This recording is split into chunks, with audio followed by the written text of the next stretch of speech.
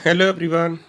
PGT का tyre 2 का paper अभी दो ट्यूटोरियल कहेंगे या टू सॉल्यूशंस मैं अपलोड कर चुका हूँ, पार्ट 1 एंड पार्ट 2। अभी तक मैंने उसमें फर्स्ट पार्ट में 17 क्वेश्चन डिस्कस किए थे और फिर नेक्स्ट 17। ये टायर 2 का पेपर था जो प्योरली सब्जेक्ट बेस्ड था। 200 क्वेश्चन आते हैं, आपको पता ही है। तो उसी का अगला ट्यूटोरियल डिस्कस करते हैं, जिसमें हम 35th क्वेश्चन से स्टार्ट करेंगे। यहाँ पे क्वेश्चन बहुत इंटरेस्टिंग सा था कि एक अगर क्लॉक के अंदर अगर टाइम 4 घंटे 20 मिनट हो, 4:20 हो, तो मिनट हैंड और आवर हैंड में कितना टाइम आएगा, कितना एंगल होगा, बेसिकली ये पूछा जा रहा है। तो यहाँ पे हमें पता है कि ना, यहाँ पे जो मिनट हैंड है वो सिर्फ 20 मिनट को कवर करेगी, क्योंकि आफ्टर ईच आवर वो कंप्लीट ज़ीरो पर चले जाती है। तो हम ये देखेंगे कि 60 मिनट्स में वो पूरा कंप्लीट सर्कल कंप्लीट करती है, यानी 360 डिग्री एंगल बनाती है। तो 1 मिनट में कितना करेगी, 360 पर 60 6 डिग्री। तो 20 मिनट्स में जो मिनट हैंड एंगल बनाएगी वो बनाएगी 120 डिग्री, यानी मिनट हैंड 120 डिग्री एंगल बनाएगी। अब बात करते हैं आवर हैंड की।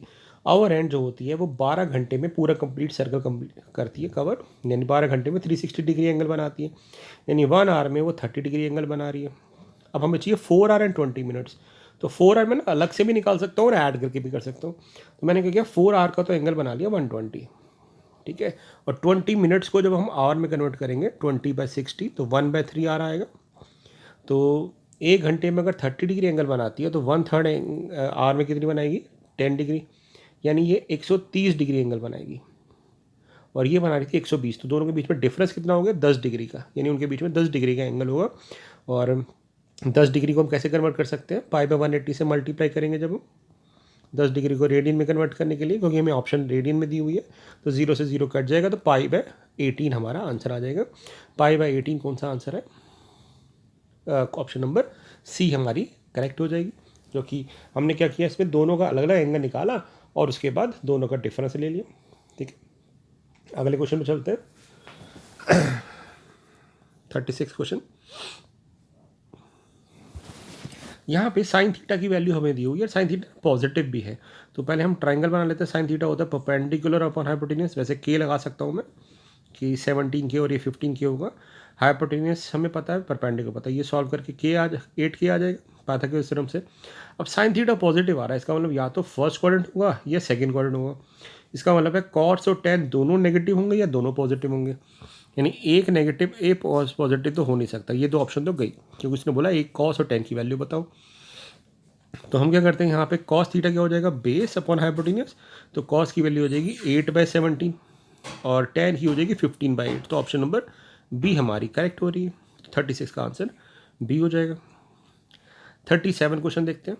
37 क्वेश्चन कह रहा है कि the angle of elevation of the top of A tower from the top and bottom of A building, यानी ये एक टावर है और एक ये बिल्डिंग है जिसकी हाइट ए मीटर है। यहाँ से हम देख रहे हैं तो ये एंगल 30 डिग्री बन रहा है और ये 45 डिग्री बन रहा है। दो एंगल है, हिंदी वर्जन में क्लियर दिख रहा है, ये 30 डिग्री एंगल है और ये 45 डिग्री एंगल है। तो मैं इसको x मान लेता हूँ और इस पूरी हाइट को h मान लेता हूँ। और ये a है तो ये भी a हो जाएगा, ये h-a हो जाएगा। अब जब नीचे ऊपर वाला ट्रायंगल पे और नीचे वाला, जैसे बड़ा ट्रायंगल देखा हमने तो देखा tan 45 यानी 1 इज इक्वल टू परपेंडिकुलर यानी h/x हो गया, यानी x की वैल्यू x के इक्वल आ गई। अब ऊपर वाला ट्रायंगल देखते हैं, tan 30 डिग्री जो होगा वो हो जाएगा h-a अपॉन x, और x तो h ही है, और ये आ जाएगा tan 30 यानी 1/√3। अब इसको हम सॉल्व कर लेते हैं, तो ये बन जाएगा √3h - a into √3 is equal to h। h की वैल्यू निकालनी है हमें, तो √3 h कॉमन ले लेते हैं, इक्वल टू a√3 आ जाएगा। तो h की वैल्यू मेरे पास आ जाएगी a√3 अपॉन √3 - 1। इसको रेशलाइज कर देते हैं, तो ऊपर आ जाएगा √3 + 1 और नीचे भी आ जाएगा √3 + 1। तो नीचे जब रेशलाइज करेंगे तो 2 आ जाएगा, तो a/2 और √3 को मल्टीप्लाई कर देते हैं अंदर, 3 + √3। तो क्लियरली हमारे पास ऑप्शन नंबर डी करेक्ट आ रही है। उसके बाद चलता है 38। प्रॉपर्टी बेस्ड क्वेश्चन था, हमें पता है tan inverse of theta plus cot inverse theta हमेशा π/2 होता है, जैसे sine inverse of theta plus cos inverse of theta π/2 होता है और उसकी डोमेन में, ऐसे tan इनवर्स और कॉट इनवर्स π/2 होते हैं। 39 क्वेश्चन अच्छा था। यहाँ भी कह रहा है कि sine cos square plus cos square A plus cos square C equal to sine square B है। एक तो तरीका कि हम कॉस ए और कॉस बी की वैल्यू कोसाइन फॉर्मूले से और साइन फॉर्मूले से लगा दें। दूसरा हो सकता है कि हम नेगलेक्ट कर दें ऑप्शंस को, जैसे यहाँ पे मिल रहा है ये इक्वल ट्रायंगल तो कंफर्म नहीं हो सकता, क्यों? क्योंकि अगर इक्वल ट्रायंगल होगा तो सारे एंगल 60 हो जाएंगे, तो ये जो वैल्यू है हमारी मैच नहीं करेगी। पर देखिए cos 60 होता है 1/2, तो ये 1/4 हो जाएगा, ये भी 1/4 हो जाएगा, और ये √3/2 स्क्वायर यानी 3/4 हो जाएगा, मैच नहीं कर रहा। तो इक्वल ट्रायंगल तो ऑप्शन गई। अब बसती है राइट ट्रायंगल या आइसोसेलेस ट्रायंगल। अब राइट ट्रायंगल में किसी एक एंगल को अगर मैं 90 मानूँ, और वो इसलिए यहाँ पे 2 का सम तीसरे के इक्वल आता है ना, बी को मैं 90 मान के चलता हूँ। ये शॉर्टकट मेथड है। हमने बी को 90 मान लिया तो साइन 91 हो जाएगा। अब हमारे पास बच गया cos square A plus cos square सी 1 होगा। ये सेटिस्फाई हो रहा है, क्यों? क्योंकि अगर एक ट्रायंगल में, राइट ट्रायंगल की बात कर रहा हूँ मैं, तो राइट ट्रायंगल में अगर एक एंगल को बी मान लिया तो बाकी दोनों का सम 90 होगा। यानी सी को मैं लिख सकता हूँ, या ए को भी लिख सकता हूँ कॉस 90 माइनस ए, यानी बन जाएगा साइन स्क्वायर ए। तो यह sine square A plus cos square ए तो 1 होता है हमारा, यानी ये इक्वेशन होल्ड कर रही है, तो इसलिए हमारा राइट ट्रायंगल आ जाएगा। नहीं आता तो फिर मैं आइसोसेलेस मान के चलता, बट इस क्वेश्चन में राइट ट्रायंगल हमारा आंसर आ चुका है। नहीं तो आप इसको प्रॉपर भी कर सकते हैं, साइन फार्मूला और कोसाइन फार्मूला लगा के, तब भी हो जाएगा। ठीक है, अब चलते हैं यहाँ पे 2 साइन इनवर्स ऑफ 1/3। मैं क्या करूँगा, इसको ना टैन में कन्वर्ट कर दूंगा। हालांकि आप साइन इनवर्स ऑफ 1/3 को थीटा भी मान के भी कर सकते हैं। मैं क्या कर रहा हूँ, यहाँ पे बहुत सारे तरीके होते हैं। मैं इसको थीटा मान लूँगा तो cos 2 थीटा का फॉर्मूला लगा सकता हूँ, साइन में वो भी लगा सकते हैं कि मैं इसको थीटा मान लेता हूँ, तो cos 2 थीटा का फॉर्मूला लगा देते हैं, और साइन थीटा की वैल्यू मेरे पास आ गई 1/3। तो cos 2 थीटा का फॉर्मूला क्या हो जाएगा, 1 - 2 साइन स्क्वायर थीटा, और साइन स्क्वायर थीटा की वैल्यू पुट कर देते हैं 1/9। तो ये बन जाएगा हमारे पास 9 - 1 7/9। ऑप्शन नंबर ए करेक्ट हो गई। ठीक है, और इसको टैन वाले से तरीके से भी कर सकते हैं हम। ये इसी का हिंदी वर्जन था। अब चलते हैं अगले वाले पे। साइन a/2 की वैल्यू निकालनी है। मैं क्या करूँगा यहाँ पे, क्योंकि मुझे साइड्स दी हुई हैं तो मैं कोसाइन फॉर्मूला लगा देता हूँ, और कॉस ए पहले निकाल लेता हूँ। तो कॉस ए का फॉर्मूला क्या होता है, b² प्लस c² यानी 196 प्लस 225 माइनस 169 अपॉन 2bc, यानी 2 × 14 × 15। इसको सॉल्व कर देते कितना आता है, 196 और 225 करेंगे, 5 और 6 11, 1 कैरी, 12 को 2 1 कैरी, 421, 5 और 6 11 का 1 1 कैरी, 9 और 2 11, 12 का 2 1 कैरी, 421, और 169 माइनस कर देंगे। तो 1 में से 9 गया 3, या 11 में से 6 गया तो 5, और उसके बाद 4 में से गया 253। कुछ गड़बड़ हुई है शायद। 196 का स्क्वायर, मैंने कॉस ए का फॉर्म लगाया है 196 प्लस 225 माइनस 169। एक बार एडिशन में दोबारा देख लेता हूँ। 196 प्लस 225 माइनस वाले करते हैं 4 11 1 कैरी, 12 को 2 1 कैरी, 421 में से 169 माइनस कर देते हैं। तो ये आ गया मेरे पास, 169 माइनस कर दिया तो 9 में से 1 11 में से 9 गए तो 2 आ जाएगा। ठीक है, यहाँ गड़बड़ हो गई थी, 252 आ रहा है। ठीक है, 11 में से 2 9 गए 2 आ रहा है, यहाँ 11 में से 6 गए तो 5 आ रहा है, और ये 252 अपॉन 2 × 14 × 15 हो गया मेरे पास। अब उसके बाद 2 पे कट रहा है, वैसे 7 पे कट रहा है, 7 पे काट देते हैं। 7 3 21, 4 36 आ रहा है, और ये 4 पे कट जाएगा 9, 3 पे कट गया ये 3/5। तो कॉस ए की वैल्यू 3/5 आ गई। ठीक है, कॉस ए की वैल्यू 3/5 आ गई। तो यहाँ से मैं कॉस ए को लिख सकता हूँ 3/5। अब कॉस 2 थीटा वाला फॉर्मूला जिसमें मैं कॉस ए लिख रहा हूँ, तो कॉस ए का फॉर्मूला हो जाएगा 1 - 2 sine square a/2, 1 - 2 sine square a/2 लिख देता हूँ। तो ये बन जाएगा 2 sine square a/2 equal to 1 - 3/5 यानी 2/5।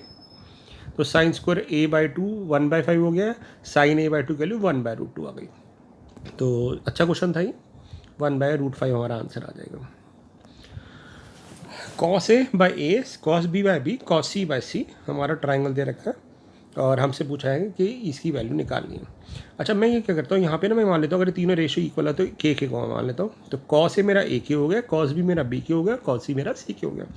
अब cos a का क्या फॉर्मूला होता है, b², cosine formula b² plus c² minus a² upon 2bc। अब वो तो a के इक्वल है, तो जब उधर मल्टीप्लाई करेंगे तो ये बन जाएगा 2abc के। सेम चीज़ हमारे पास आ जाएगी cos b से c² plus a² minus b², और यहीं से आ जाएगी मेरे पास a² plus b² minus c²। तो जब मैं इन दोनों को इक्वेट करूँगा तो आप देखोगे c² से c² कट जाएगा, और यहाँ आ जाएगा 2b² इक्वल टू 2a², यानी b इक्वल टू a। ऐसे ही मैं इन दोनों को कंपेयर करूँगा तो a से a कट जाएगा, मेरे पास आ जाएगा c इक्वल टू b, तो a equal to b equal to c आ गया। तीनों साइड बराबर हैं तो इसका मतलब ये बन जाएगा इक्विलेटरल ट्राइंगल। ठीक है, नहीं तो ऐसे भी देख सकते थे कि अगर मैं इक्विलेटरल ट्राइंगल मान लूँ और इसको लिख दूँ cos 60, तो 1/2 1/2 1/2 आ जाएगा। इक्विलेटरल ट्राइंगल में सारे एंगल 60 होते हैं, तो 1/2 ऊपर से कॉमन कट जाएगा, a equal to b equal to c आ जाएगा, विच इज़ ट्रू। तो इक्विलेटरल ट्राइंगल भी सेटिस्फाई कर रहा है। 43rd question, this minus this, sec theta cos theta 1 होता है, कॉट थीटा टेन थीटा 1 होता है, 1 में से 1 गया 0, ऑप्शन हमारी आ जाएगी। 44 क्वेश्चन इंटरेस्टिंग था। हमसे पूछा गया है कि ये एक ए मैट्रिक्स है, जो यहाँ पे ना, ये यहाँ दिया हुआ, मैं यहाँ लिख देता हूँ कि जो ए मैट्रिक्स है वो इन दोनों का प्रोडक्ट है। तो जो ए मैट्रिक्स आएगा उसका डिटरमिनेंट बताओ, यानी तो पहले हम इसको मल्टीप्लाई करना था। तो जब मल्टीप्लाई करेंगे तो ये कैसे करेंगे, फर्स्ट रो को पहले सबसे हर रो से मल्टीप्लाई करते हैं, तो इधर आ जाएगा 2 18 फिर 10, फिर -4 को सबसे मल्टीप्लाई करेंगे तो -4 -36 -20 और फिर 7 63 और फिर 35। अब ये क्वेश्चन आएगा, अब इसका डिटरमिनेंट निकालना है। तो अगर आप निकालने बैठेंगे डायरेक्ट तो थोड़ा लेंथी हो जाएगा, बट अगर मैं डिटरमिनेंट निकालने के लिए प्रॉपर्टी लगा दूं कि मेरे को फर्स्ट रो से 2 दिख रहा है क्योंकि 2 से मल्टीप्लाई हुआ था, सेकेंड रो से -4 कॉमन आ रहा है और थर्ड रो से 7, तो मैं कह सकता हूँ कि 2 इंटू -4 इंटू 7 में जब कॉमन ले लूँगा तो सारी रो तो 195 ही हो जाएगी, और जब सारी रो आइडेंटिकल हो जाती हैं तो हमारा डिटरमिनेंट 0 हो जाता है, यानी इस डिटरमिनेंट की वैल्यू 0 आ जाएगी। तो थोड़ा स्मार्टली इसको करें तो हम डायरेक्टली भी सोच सकते थे कि इसका आंसर 0 ही आएगा। ठीक है, 45th क्वेश्चन देखते हैं। वैसे तो ये मैट्रिक्स फॉर्म में दे रखे, इसका सॉल्यूशन करके कर सकते थे, बट अगर मैं डायरेक्ट करूँ कि x1 + x2 0 है, यानी x1 मेरा -x2 है, यानी x2 को मैं -x1 कह सकता हूँ। इसको इक्वेट करूँ तो x2 इक्वल टू x3 आ गया, क्योंकि मुझे कॉमन सॉल्यूशन निकालना। अब इसी क्वेश्चन में जाके पुट करते हैं तो 2x1 की जगह आ जाएगा -2x2 प्लस x2, और x3 की भी जगह आ जाएगा x2, तो 2x2 - 2x2, तो 0 इक्वल टू 0 हो गया। तो 0 इक्वल टू 0 का मतलब हो गया हमारे पास तो इसी क्वेश्चन के इनफाइनाइट सॉल्यूशन आ जाएंगे, क्योंकि 0 इक्वल टू 0 हो चुका है। तो हम कह सकते हैं कि इसका आंसर आएगा इनफाइनाइटली नंबर ऑफ सॉल्यूशंस। अब चलते हैं 46 क्वेश्चन पे। यहाँ पे हमसे पूछा है इन्वर्स निकालिए। तो इन्वर्स कैसे निकालते हैं, पहली बात इसका डिटरमिनेंट निकाल लेते हैं। इसका डिटरमिनेंट कैसे निकालते हैं, पहले डायगोनल एलिमेंट्स को मल्टीप्लाई करेंगे तो 4 - 3 आयोटा 4 + 3 आयोटा, तो बन जाएगा 16 - 9 आयोटा स्क्वायर, तो प्लस हो जाएगा तो 25 हो जाएगा। और ये आयोटा और आयोटा है तो minus iota square plus iota हो जाएगा, प्लस आयोटा स्क्वायर हो जाएगा, और यानी -1 हो जाएगा, क्योंकि बीच में माइनस होता है ना, तो minus plus iota square which is -1, तो 24 आ जाएगा। 24 यानी ये ऑप्शन गई और ये ऑप्शन गई। हमारे पास बचती है, ये मैंने क्यों देखा क्योंकि नीचे 25 आ रहा था, इसलिए कह रहा हूँ मैं। अब मेरे पास जो ऑप्शन है वो ए या सी हो सकती है, और हमें पता है कि जब हम ABCD मैट्रिक्स का इन्वर्स निकालते हैं तो एडजॉइंट में ये दोनों इंटरचेंज हो जाते हैं और इनके आगे माइनस साइन आ जाता है। तो यानी 4 + 3 आयोटा इधर आ जाएगा, 4 - 3 आयोटा इधर आ जाएगा, और इन दोनों के आगे माइनस साइन आ जाएगा, यानी ऑप्शन नंबर सी मेरी करेक्ट हो जाएगी। तो इस तरह से हम इन्वर्स निकाल सकते हैं। अब चलते हैं यहाँ पे 47 क्वेश्चन। ये कह रहा है कि इस सॉल्यूशन का नो सॉल्यूशन आएगा। तो नो सॉल्यूशन के लिए पहले हम क्या करते हैं, इसका डिटरमिनेंट निकाल लेते हैं ए मैट्रिक्स का। तो 2 - 1 2, उसके बाद 1 - 2 और 1 और 1 1 और लैम। नो सॉल्यूशन के लिए डिटरमिनेंट 0 होना चाहिए, क्योंकि adjoint of a non zero आ रहा है, इसलिए तो ये 0 हो जाएगा तो नो सॉल्यूशन हो जाएगा। तो इस डिटरमिनेंट को सॉल्व कर लेते हैं। कैसे सॉल्व करेंगे, 2 × -2 लैम्डा -1 प्लस 1 कर देते हैं इसको ज़रा, तो हमारे पास आंसर आ जाएगा 1 करेंगे तो लैम्डा -1 और फिर +2 कर देंगे तो ये आ जाएगा 1 + 2 = 0। तो ये आ जाएगा -4 लैम्डा -2 प्लस लैम्डा -1, और ये हो जाएगा 3 × 2 = 6 = 0। तो 3 लैम्डा = 3 आ गया, तो लैम्डा की वैल्यू 1 आ जाएगी। तो हम कह सकते हैं कि इसका आंसर डी ऑप्शन करेक्ट हो जाएगी। ठीक है, ऑप्शन नंबर डी। अब चलते हैं अगले क्वेश्चन की तरफ। यहाँ पे हमें ना a³ दिया हुआ है, डिटरमिनेंट ऑफ a³। हमें पता है कि डिटरमिनेंट ऑफ a³ जो होता है वो डिटरमिनेंट ऑफ a का क्यूब होता है, और ये 125 है, और 125 होता है 5 का क्यूब। तो हम ये कह सकते हैं कि डिटरमिनेंट ऑफ a मेरा 5 दे रखा है एक तरह से।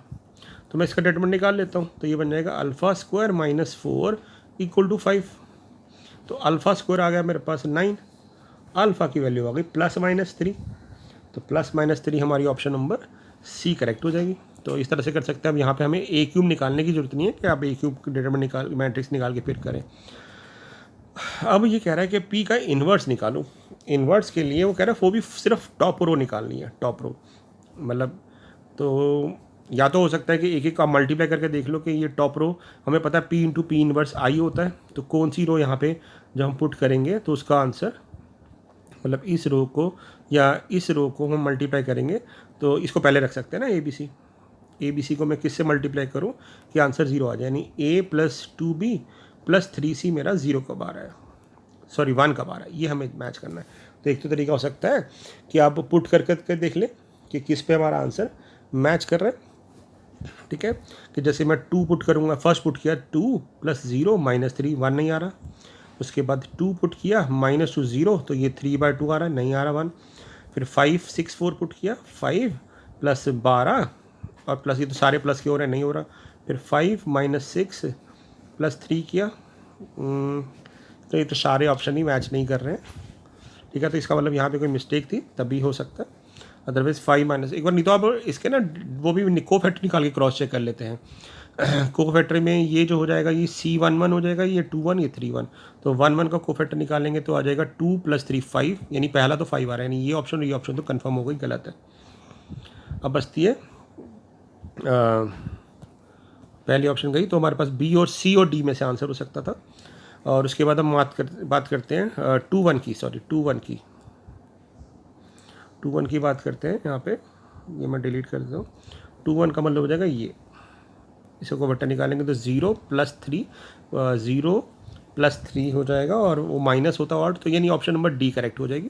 मे बी यहाँ मिस प्रिंट हो, 3 1 जब निकालेंगे तो आ रहा है 0 + 3, यहाँ तो मिस प्रिंट है, तो ये बाद में करेक्ट हो गया था। ठीक है ना, तो इसका ऑप्शन वैसे डी होना चाहिए। 50th क्वेश्चन की बात करते हैं जरा। 50th क्वेश्चन में हमसे बोला हुआ है कि ना आइगन वैल्यू -1 और 7 है। अब एक चीज़ आपको ध्यान रखनी है कि आइगन वैल्यू जो होती हैं उनका जो सम होता है वो जो यहाँ पे सम है 6 ट्रेस के इक्वल होता है। ट्रेस मतलब इन दोनों के इक्वल। तो a + 1 मेरा 6 है, तो a की वैल्यू 5 मिल गई। वैसे मुझे आपको सॉल्व करना नहीं चाहिए क्योंकि a 5 तो मेरे पास लास्ट ऑप्शन में ही है, बट मैं कंफर्म भी कर लेता हूँ। अब आइगन वैल्यू का जो प्रोडक्ट होता है यानी 1 × 7 - 7 वो इस डिटरमिनेंट के इक्वल होता है, और डिटरमिनेंट आ रहा है a - 4b। तो a की वैल्यू मैंने जैसी माइनस यहाँ पे 5 पुट की तो 4b मेरा 12 आ गया, b मेरा 3 आ गया, मैच कर रहा है, यानी ऑप्शन नंबर डी करेक्ट हो जाएगी। ठीक है, अब चलते हैं 51 क्वेश्चन पे। हाँ, 51 क्वेश्चन में ए मैट्रिक्स निकालना है, तो मैं क्या करता हूँ बी हटाने के लिए ना पहले बी का कोफिशिएंट सेम कर देता, तो मैंने इस इक्वेशन को 2 से मल्टीप्लाई कर दिया।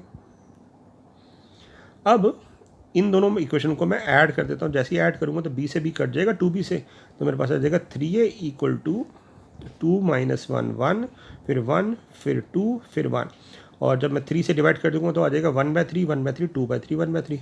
ऑप्शन नंबर ए करेक्ट हो जाएगी हमारी। 52 क्वेश्चन तो बहुत ही ईजी था। अगर मैं इसमें से इसको माइनस कर दूं और इसमें से इसको, मतलब C2 में से C1 माइनस कर देते हैं और C3 में से C2 माइनस कर देते हैं अलग अलग स्टेप में। पहले मैंने C3 में से C2 माइनस कर दिया तो 1 1 और 0 हो गई। अब इसमें से इसको माइनस करते हैं तो 1 1 और 1 हो गया, और ये 43 44 45 हो गया। ठीक है, अब उसके बाद हम किसी रो के लॉन्ग भी एक्सपेंड कर सकते हैं, नहीं तो फर्दर आप अब सेकंड रो में से सेकंड कॉलम में से थर्ड कॉलम को माइनस कर दो, तो 0 0 1 1 1 0 आ जाएगा। अब इसके लॉन्ग खोल लेते हैं तो ये आ जाएगा -43, माइनस इसलिए कह रहा हूँ क्योंकि ये ऑड पोजीशन है, +44, तो हमारा आंसर आ जाएगा 1 के इक्वल। तो 1 देखिए कहाँ है हमारा, 1 ऑप्शन नंबर सी हो जाएगी, तो 52 का सी ऑप्शन करेक्ट हो जाएगी। 53 क्वेश्चन देखें। यहाँ पे कह रहा है कि A ट्रांसपोज इंटू बी का whole transpose into C transpose का ऑर्डर क्या होगा। तो A ट्रांसपोज जब करते हैं तो ऑर्डर चेंज हो जाता है, तो 4:3 का 3:4 हो जाएगा। अब ये मल्टीप्लाई हो रहा है बी मैट्रिक्स से 4:5 से, तो इनके प्रोडक्ट में ये दोनों मैच होना चाहिए, हो रहा है, तो मल्टीप्लाई करके ऑर्डर आएगा 3:5। अब उसका ट्रांसपोज का ऑर्डर पूछा है, मैं इस पार्ट की बात कर रहा हूँ अभी, तो इसका ऑर्डर हो जाएगा 5:3। अब इसको मल्टीप्लाई करना है सी के ट्रांसपोज से, तो सी का ट्रांसपोज हो जाएगा 3:7। ये दोनों मैच कर रहे हैं तो ऑर्डर आएगा 5:7, तो 5:7 यानी 53 का डी ऑप्शन करेक्ट हो जाएगी। ठीक है, हाँ, लास्ट दो क्वेश्चन करते हैं 55। हाँ, क्या है average of the square, square यानी 1 square, 2 square up to n square और 0 स्क्वायर।